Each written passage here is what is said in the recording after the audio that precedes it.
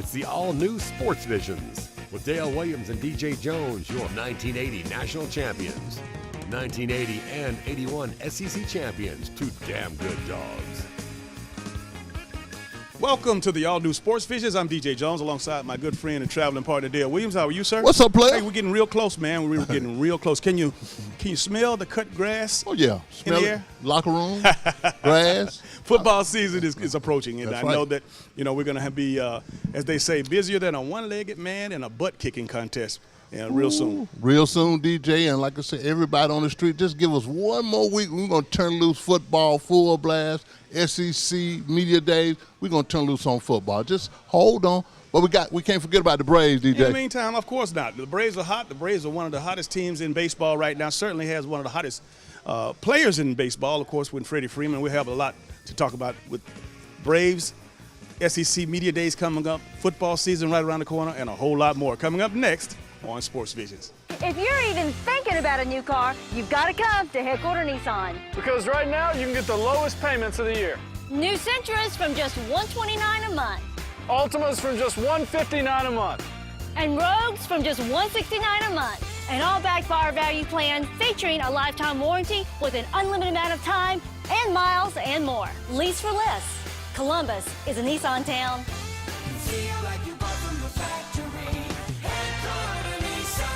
Hello, everybody. I'm DJ Jones. You might know me from my athletic career at Carver High School, University of Georgia, or my sports broadcasting career. I know a lot of people. But when it comes to an attorney I trust, I call Forrest B. Johnson. I'm Forrest Johnson of Forrest B. Johnson and Associates. And I want to let you know how proud we are to be a part of your community, a part of the Columbus community and the Phoenix, Alabama community. Consider us first. When you or any member of your family has been involved in an automobile accident, remember, car wreck, get a check. Call now, 706-223-5380. Call now. Welcome back to Sports Visions. Joining me right now is the 2014 Sports Visions Coach of the Year. Absolutely. Central Red Devils head coach Jamie Duos. How are you, Coach? I'm doing well. Good to be here. Great time of year. Great everything that's going your way this time of year, man. Yeah, well, we're thankful for a lot of things, being that it's Thanksgiving week, but we're most importantly thankful we're playing, got another opportunity, got a chance to move on to the state championship game. This is the third time now being in the semifinals, so we hope the third time's a charm. Coach, from wire to wire, you are picked to win the state, being one of the best football teams in the state of Alabama. But I'm standing in this beautiful facility right now, and I see why. Well, it's a commitment. It takes a commitment from the community and the administration. And, Phoenix City's done an outstanding job of giving us what we need. But it's not just in football. Our administration does a great job for all our athletes. This building here is a multi-purpose facility that is utilized by all our athletes. And second, we're going to be getting out of here, and we're going to have softball coming in, and we'll have, I think, wrestling coming in before the day is up. So, a lot of athletes come through here, and it's just a commitment that we've made to be number one in the classroom and number one on the athletic fields. Coach, I want to ask you, what's been the primary focus to keep this team together and not, losing it, losing sight of the goal? Because you guys, like I said, ever since August, you guys have been picked to win this thing, and you're right here. Well, it's a process, and our guys do a great job of understanding the process. We take us out of it. It's not a me thing. It's not a group thing. It's a team, and we care about each other. It's a brotherhood. We talk family all the time. They know that each other cares about each other. We have a lot of speakers come in and talk to these guys about not just football but life. And I think that's where we're winning bigger than anything is we're creating better young men. And the whole deal is you played ball, and anybody that's played ball understands when you start understanding it, it's a family, and you start trusting in the person next to you, and you start believing in the people, and it's a big accountability thing. That's a word in our program is accountability, and we want everyone to be accountable, from coaches to equipment managers to trainers, and we have a huge big family of about 200 plus, and we meet together, we talk together, and we have our problems like everybody has. A family has problems, but we go in an office and we get it all straightened out and we get everything right. So I think the biggest thing is just the fourth year of this now. Everybody understands the total process, and now that everybody understands where we're going, what we're doing, I think the expectations have been raised each and every year, and I hope this year that step is taken and we finally break that barrier and we get into the state championship game. Lastly, Coach, there's a lot of young coaches out there that see your success, and of course they admire what you've done. But just speak to those guys out there as far as how this process ended up being where you are now. Well, the biggest thing is it can't be about you. And that's the one thing I try to tell all the young coaches that come in and everybody else. It's not what you know, it's what your guys can do. And it's about respect. It's, as adults, we have to earn respects of our players too. It's not just coming in and demanding respect. It's about gaining respect. And it's about having players want to play for you. And those guys believing in you and those guys trusting in you, and you got to be there for them at all times. And our players are there for me. I'm there for them. We're going to be there in times of need no matter what. And, just stick with your process and be fair about everything. That's the biggest thing. You can't change it. We have a player 1 that's really, really good, and we've got a player 133 that may not be as good as 1, not even close. But we're going to treat player 133 just like we do player 1. And the same rules exist for both. Nothing changes. You just have to be firm and consistent about what you're doing. And things will win, and stay to the process. And, hey, at the end of the day, hard work pays off. And you got to work hard, and you got to continue to do it, and things will work out for you. Ladies and gentlemen, Central Red Devils head coach Jamie DuBose. We'll be right back after these messages.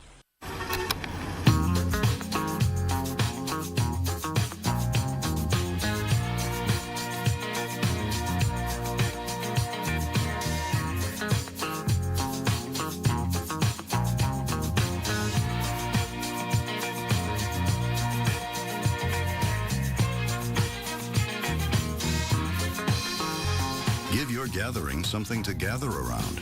Try catering at Chick-fil-A. Good morning, everyone. This is Devin here at Headquarters Nissan with the Sports Vision Network. Listen, I want to tell you guys about a special event we got going on for the rest of this month. We have up to $6,000 off on Nissan Altimas. You heard me right, up to $6,000 off on Nissan Altimas.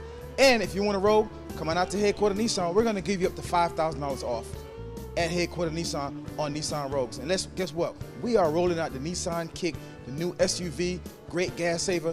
Guess what? Come out and test drive any Nissan Kick on a Saturday. And guess what? We're gonna have a special guest waiting here for you at Headquarters Nissan. So listen, come on down to Headquarters Nissan, the #1 retail store in the state of Georgia, and get your deal. You get a deal, you get a deal, everybody get a deal.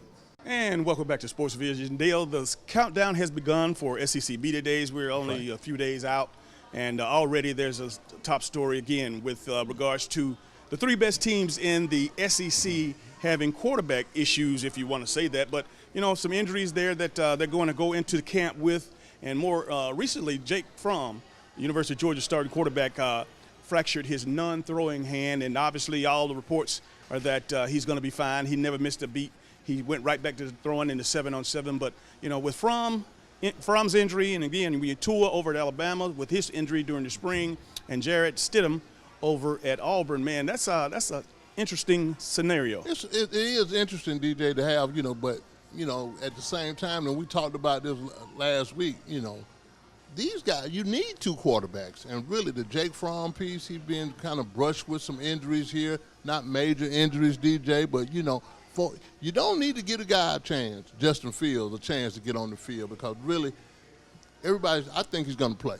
And I think, you got 2 quarterbacks over there at Alabama, you got 2 quarterbacks over there at Auburn that have potential to play, and they're looking for opportunities to play. So really, I think it's going to be competitive for all those teams with quarterback, but it's also a good thing to have 2 quarterbacks, DJ. Absolutely. And again, when you hear these injuries, and again, when Tua had a broken index finger, and of course it required surgery, he didn't get any time during the spring. But one thing about when you talk about the University of Georgia situation, it's a little bit different, because I think even if Fromm wasn't injured or didn't have an injury, I think that Justin Fields, as you said, was going to have a package because of his ability to run and throw, and his football IQ is off the charts as far as a young freshman. That's right. And then he got on campus early enough to do that. Similar situation over at Alabama with Tua and, again, Jalen Hurts. That's right. But Stidham, he came in as a transfer. He transferred into the program, and he just played his way into the lineup, obviously, and he's the kind of quarterback that we knew could throw the ball downfield for Gus Malzahn, because he's got one of those high octane offenses, and he needs a guy that can deliver the deep ball. That's right. He's got that guy. Stidham is that guy for Auburn, but at the same time, DJ, the Willis kid, he's a flash and dash kind of guy that Gus loves those slick quarterbacks, good ball handlers, can run the option and can throw the ball. So I think really it's going to be interesting how that goes, but I think really we're in a system now, and using the baseball analogy, DJ, you got a starting pitcher and you got a closing pitcher, and whoever it takes to put into a game to win the game, that's what they're going to do. Well, I tell you what, though, this, 5-10 years ago, that was unheard of. You had your one guy that heard one voice in the locker room, in the huddle. It was important. But now, again, it's based on situations, as you said. That's right. The game has changed and evolved to these quarterbacks now that have different packages. You got the dual threat that obviously I'm a big fan of the dual threat guy, but at the same time, a guy that can manage the game, a guy who is really intelligent with making the decisions, that's very important too. And normally, that's the bad sign for the dual threat guy, where they said because he has so much talent that he gets out of control and loses himself. Yeah, really, I think, even with the Jalen Hurts piece and 2-hour piece, really, I hope nobody don't ask this question, but somebody's going to ask this question at SEC Media Day.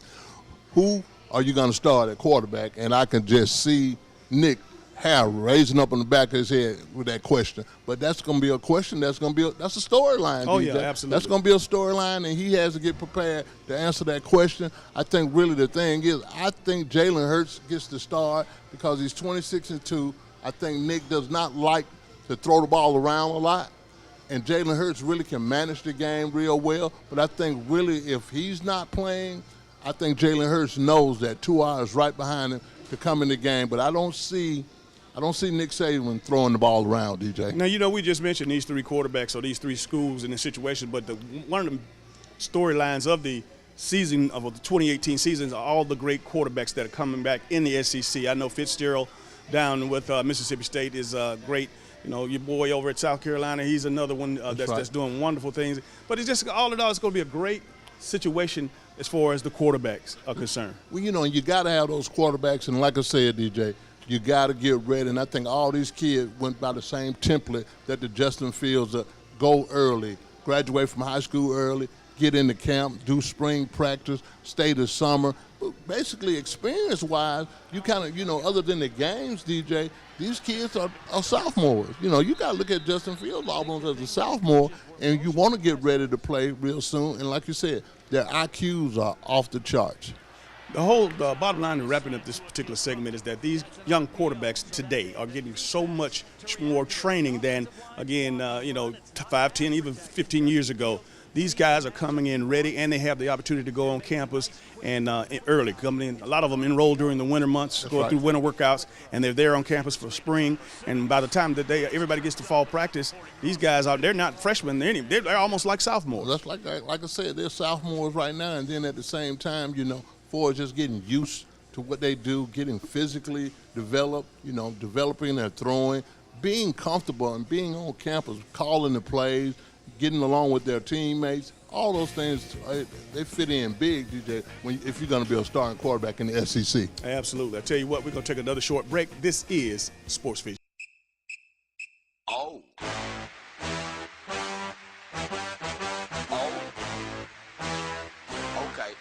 Okay. Ah!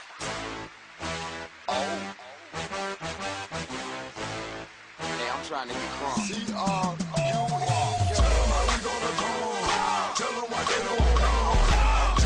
Sports Vision, sponsored by Aflac, Chick-fil-A, Mel and Abe, Styles by Denise, Jordan Girls, Taylor Funeral Home, Forrest B. Johnson and Associates, State Farm, Jimmy Watts Agency, and Dr. Jamie Winchester.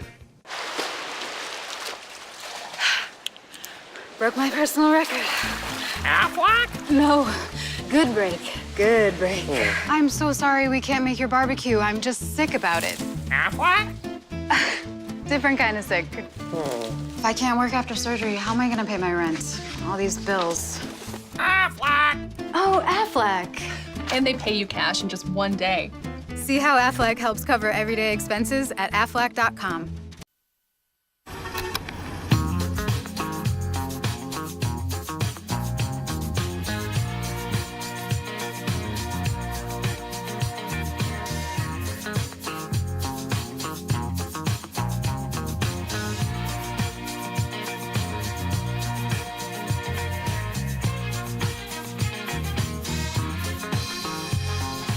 you're gathering something to gather around. Try catering at Chick-fil-A. This is Academy Sports and Outdoors. We offer a huge sports and outdoors selection of top name brand gear like you've never seen.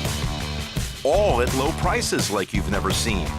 Because we're a sports and outdoor store like you've never seen. Until now.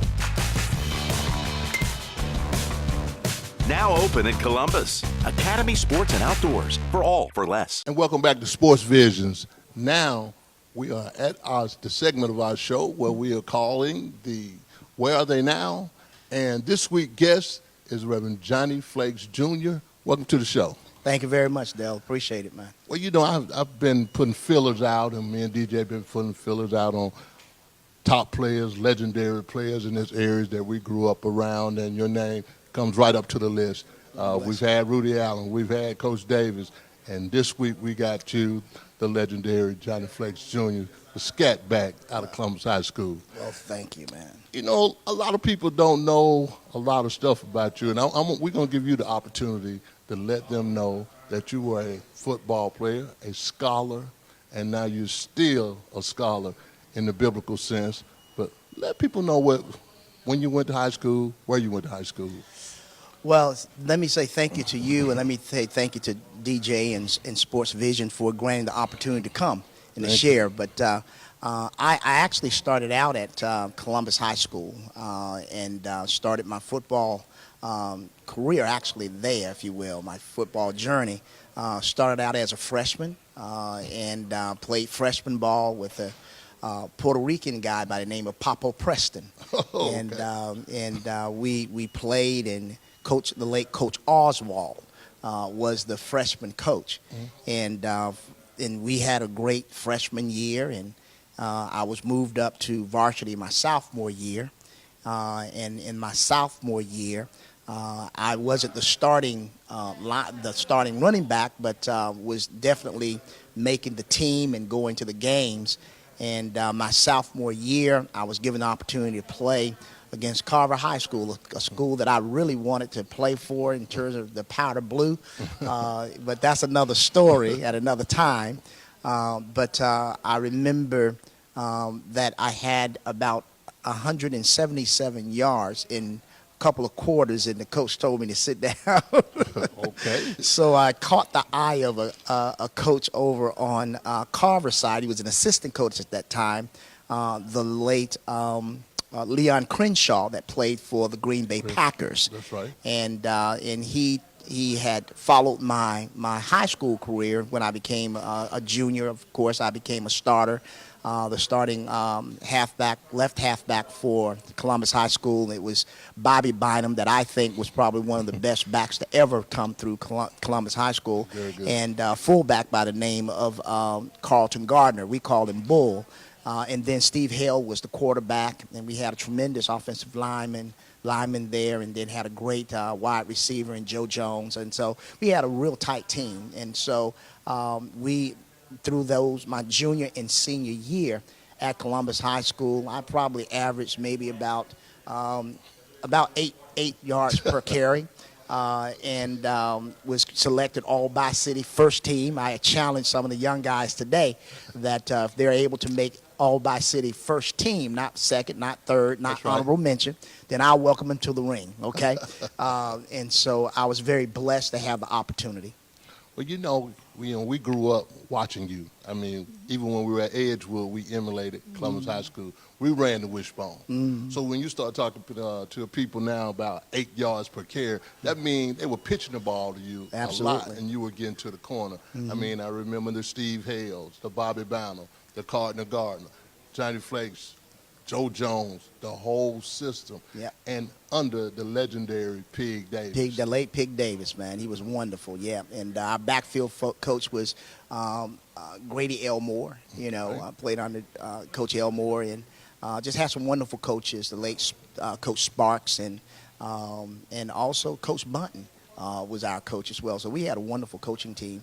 But I had great blockers. You know, Bobby Bynum was our right halfback, so, you know, he had to basically take the person that was coming up. That's right. And Joe Jones had to make his block. And Steve Hill was a great pitcher. He read it very well. And Carlton Gardner was a great fullback. So we were a team. It was just not me, but we were a team, and I couldn't have done it without those guys, man. Well, you know, after your great career at Columbus High School, you went on to Tuskegee. And a lot of people don't know that you hold some records, return records at Tuskegee. Tell us a little about the transition from high school to Tuskegee. A lot of people don't know, but it was Leon Crenshaw, the late Leon Crenshaw, who was a Hall of Famer at Tuskegee. He knew the head coach at that time. I was not getting really a lot of looks. And he and his wife, the former Miss Crenshaw, they would come on Saturdays and pick me up and take me to Tuskegee. And that's how I got introduced to Tuskegee. I did have some looks from Morris Brown. I had some looks from Morehouse and some others. But he actually took time to take me over there and introduce me to the coach. And I went and I wanted to be a halfback. But Coach Sism, the late Coach Sism, who was the coach there, he liked big running backs. They were running the wishbone. And he liked backs anywhere between 5'11" until, 6'1", 225, 230. And I didn't fit that mode.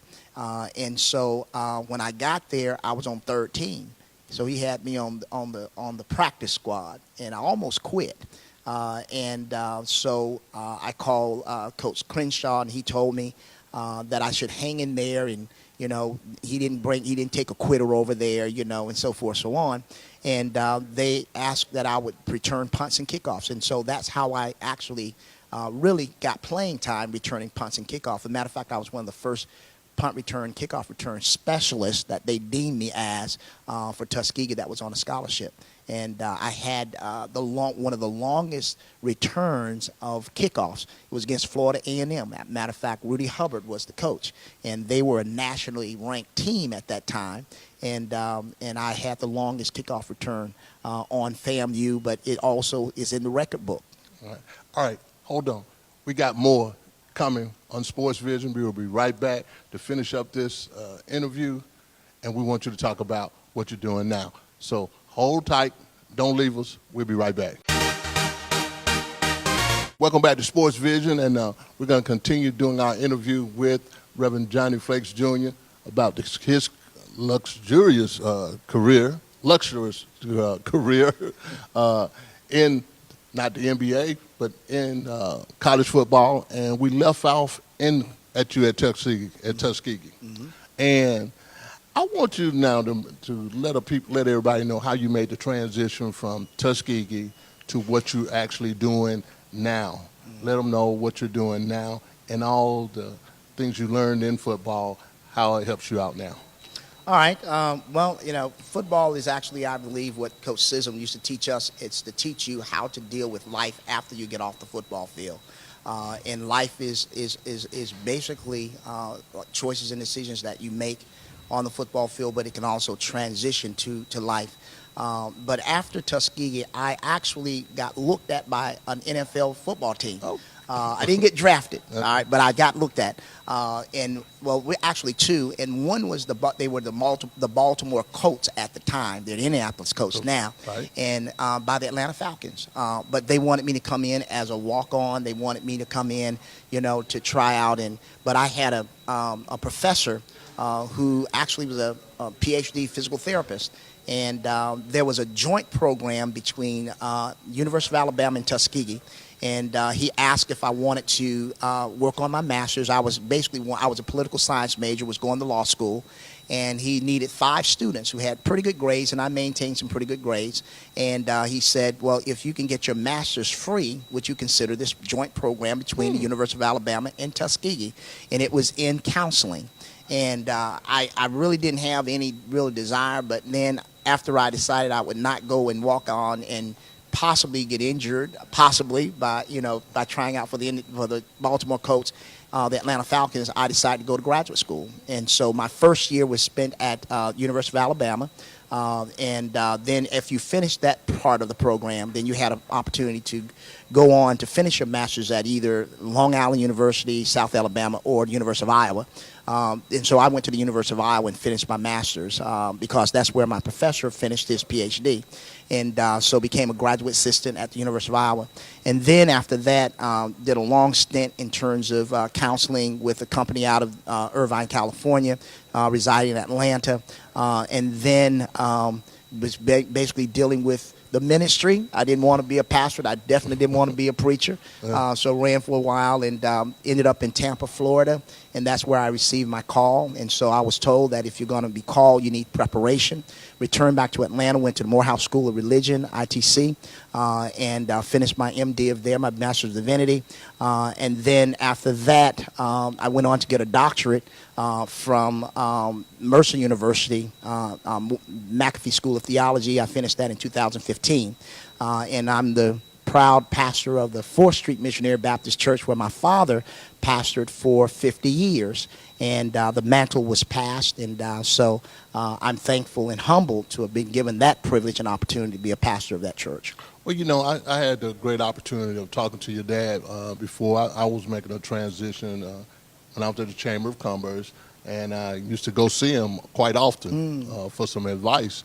And he told me one thing, and he would say things, and it wouldn't say much, but whatever you saw, you kind of thought about it. And he told me to write the vision down, make it plain, and for those who read it, and run with it. And I still live by that today. Bless you. And speaking of vision, what is your vision for 4th Street? What is the vision for the student athletes in this area and just coming up, the kids that are coming up now? What's actually your vision?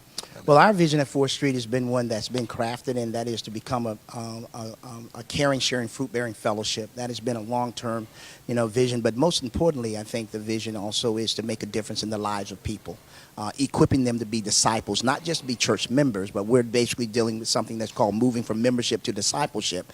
And that's something that our desire is that we become the witnesses for the one that we declare who's Lord of our lives. And that is what our continued preaching and teaching and any of our ministries embodies and also teach.